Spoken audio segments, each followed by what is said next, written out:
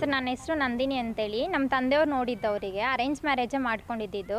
ಮದುವೆ ಆಗಿ ಕ್ಯಾಸ್ಟ್ ಅವ್ರದ್ದು ಬಂದ್ಬಿಟ್ಟು ಲಿಂಗಾಯಿತು, ನಮ್ಮ ಬಂದ್ಬಿಟ್ಟು SC ಕ್ಯಾಸ್ಟ್ ಎಲ್ಲ ಗೊತ್ತಾಗಿನೇ ಮದುವೆ ಮಾಡ್ಕೊಂಡಿದ್ದು. ಇನ್ವಿಟೇಷನ್ ಕಾರ್ಡ್ ಎಲ್ಲ ಓಡಿಸಿದ್ದೀವಿ ಸರ್.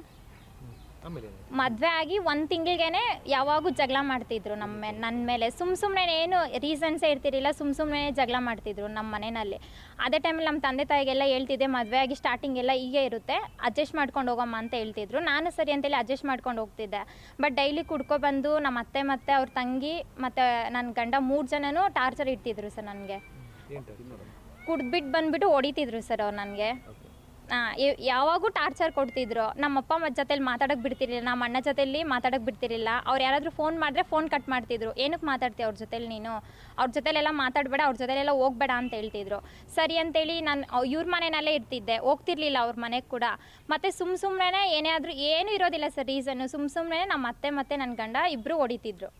ಇನ್ನೊಂದು ಆರೋಪ ಮಾಡ್ತಾರೆ, ನಿಮ್ಮ ಮಾವನ ಯಾರು ಅವರು ಯಾವುದೋ ಒಂದು ಮೆಸೇಜ್ ಕಳಿಸಿದ್ರು. ಆ ಮೆಸೇಜ್ ಬಗ್ಗೆ ಪ್ರಶ್ನೆ ಮಾಡಿದಾಗ ಜಗಳ ಮಾಡ್ಕೊಂಡು ಈ ಥರ ಎಲ್ಲ ಇದಾಯಿತು ಹೋದ್ರು ಅಂತ ಹೇಳ್ತಾರೆ. ಸರ್ ಇಲ್ಲ, ನಮ್ಮ ಮಾವ ಹತ್ರ ಅವ್ರು 10,000 ಅಮೌಂಟ್ ತೊಗೊಂಡಿದ್ರು.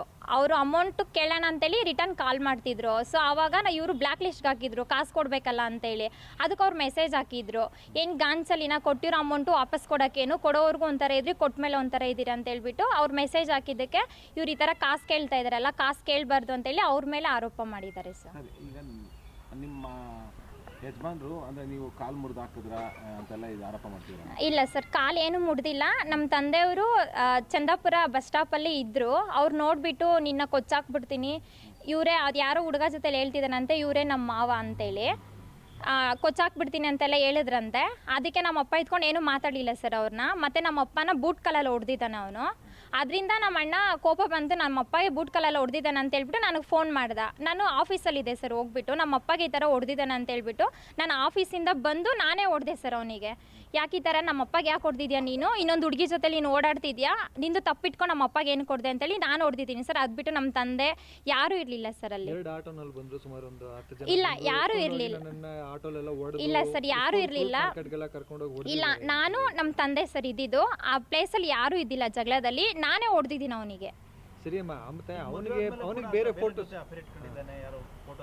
ಹೌದು ಸರ್, ಆ ಹುಡುಗಿ ಹೆಸರು ಬಂದ್ಬಿಟ್ಟು ಜೈ ಅಂತೇಳಿ. ಮದ್ವೆಕ್ಕಿಂತ ಮುಂಚೆ ಯಾರೋ ಹುಡುಗಿಗೆ ಈ ಥರ ಮೋಸ ಮಾಡಿದ್ದಾನೆ. ಆ ಹುಡುಗಿ ಹೆಸರು ಬಂದ್ಬಿಟ್ಟು ನಿಶ್ಚಿತ ಅಂತೇಳಿ. ಅತ್ತಿಬೆಲೆಯಲ್ಲಿ ಇರೋದು ಆ ಹುಡುಗಿಗೆ 3 ಮಂತ್ಸ್ ಕನ್ಸೀವ್ ಆಗಿ ಆ ಹುಡುಗಿನ ಬಿಟ್ಬಿಟ್ಟಿದ್ದಾನೆ. ಬಿಟ್ಬಿಟ್ಟು ನನಗೆ ಏನು ಗೊತ್ತಿರಲಿಲ್ಲ ಸರ್. ಮದುವೆ ಆದಮೇಲೆ ಎಲ್ಲ ಗೊತ್ತಾಗಿದ್ದು.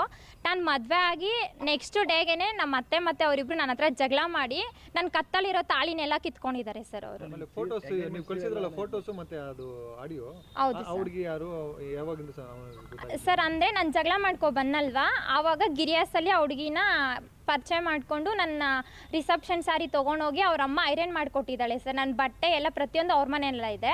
ಸೊ ಐರನ್ ಮಾಡಿಕೊಟ್ಬಿಟ್ಟು ಅವ್ರಮ್ಮ ಪ್ಯಾಕ್ ಮಾಡಿಬಿಟ್ಟು ಕಟ್ ಕಳಿಸಿದ್ದಲ್ಲ ಆ ಹುಡುಗಿಗೆ. ಕಟ್ ಕಳಿಸ್ಬಿಟ್ಟು ಆ ಹುಡುಗಿ ಉಟ್ಕೊಂಡು ಫೋಟೋ ಕಳಿಸಿದ್ದಾಳೆ ಸರ್. ಇಲ್ಲ ಸರ್, ಅವ್ರು ಬಂದ್ಬಿಟ್ಟು ನಮ್ಮ ಅಪ್ಪ ಅವರು ಅಣ್ಣ ಮಗ ಆಗಬೇಕು, ಅವ್ರು ಬಂದ್ಬಿಟ್ಟು ನನಗೆ ಮಾವ ಆಗಬೇಕು. ಅಂದರೆ ಪ್ರತಿಯೊಂದು ಜಗಳ ಏನಾದರೂ ಆಯಿತು ಅಂತಂದರೆ ನ್ಯಾಯ ಪಂಚಾಯತಿಗೆಲ್ಲ ಅವರೇ ಬರ್ತಿದ್ದಿದ್ದು. ನಮ್ಮ ಅಪ್ಪ ಅವರು ಅಣ್ಣ ಇದ್ದಾರಲ್ವಾ, ಅವ್ರ ಅಣ್ಣ ಮಕ್ಕಳು ಮತ್ತು ನಮ್ಮ ಅಪ್ಪ ಅವ್ರ ಅಕ್ಕ ಮಕ್ಕಳೆಲ್ಲ ಬರ್ತಿದ್ರು ಸರ್. ಇಲ್ಲ ಸರ್, ಎಂಗೇಜ್ಮೆಂಟ್ ಯಾವುದೂ ಇಲ್ಲ. ಬೆಡ್ದಾಸ್ಪುರದಲ್ಲಿ ಎಂಗೇಜ್ಮೆಂಟ್ ಏನೂ ಆಗಲಿಲ್ಲ. ಫಸ್ಟು ಎಂಗೇಜ್ಮೆಂಟ್ ಆಗಿರೋದು ಇವ್ರ ಜೊತೆನಲ್ಲೇ, ಮದುವೆ ಆಗಿರೋದು ಇವ್ರ ಜೊತೆನಲ್ಲೇ ಸರ್. ಸರ್ ಅಂದರೆ ಅವ್ರಿಗೆ ಮದುವೆಗಿಂತ ಮುಂಚೆ ಅದು ನಿಶ್ಚಿತ ಅಂತ ಹುಡುಗಿ ಇದ್ದಾಳಲ್ವಾ, ಆ ಹುಡುಗಿನ ಕರ್ಕೊಂಡು ಹೋಗ್ಬೇಕಾದ್ರೆ ಲಾರಿನಲ್ಲಿ ಆಕ್ಸಿಡೆಂಟ್ ಆಗಿದೆ ಅವರಿಗೆ. ಅದರಿಂದ ರ್ಯಾಡ್ ಹಾಕಿದ್ದಾರೆ. ಸುಮ್ಮನೆ ಇದರಿಂದ ನಾವು ಸುಮ್ಮನೆ ಅವ್ರಿಗೆ ಏನು ಹೊಡೆದೂ ಇಲ್ಲ, ಎಂಥದ್ದಿಲ್ಲ. ನಾನು ಹೊಡೆದಿದ್ದೀನಿ, ಅದಕ್ಕೆ ಸುಮ್ಮನೆ ಬ್ಯಾಂಡೇಜ್ ಸುಚ್ಕೊಂಡು ಆನೇಕಲ್ ಹಾಸ್ಪಿಟ್ಲಲ್ಲಿ MLC ಮಾಡಿಸಿ ಅವ್ರು FIR ಮಾಡಿದ್ದಾರೆ ಸರ್.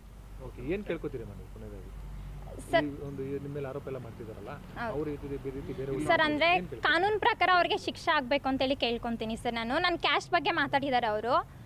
ನಿಮ್ಮ ಕ್ಯಾಶ್ನ ಚಪ್ಪಲಿ ಬಿಡೋ ಜಾಗದಲ್ಲಿ ಬಿಡಬೇಕು ಅಂತ ಹೇಳಿದ್ದಾರೆ ಸರ್ ಅವರು.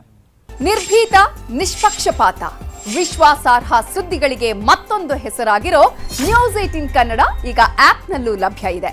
ದಯವಿಟ್ಟು ಇಲ್ಲಿರೋ QR ಕೋಡ್ ಅನ್ನು ಸ್ಕ್ಯಾನ್ ಮಾಡಿಕೊಂಡು ಆಪ್ ಡೌನ್ಲೋಡ್ ಮಾಡೋದಕ್ಕೆ ಮರಿಬೇಡಿ. ನಿಮ್ಮ ಬೆಂಬಲ ಹೀಗೆ ಸದಾ ನಮ್ಮೊಂದಿಗಿರಲಿ. ಧನ್ಯವಾದ.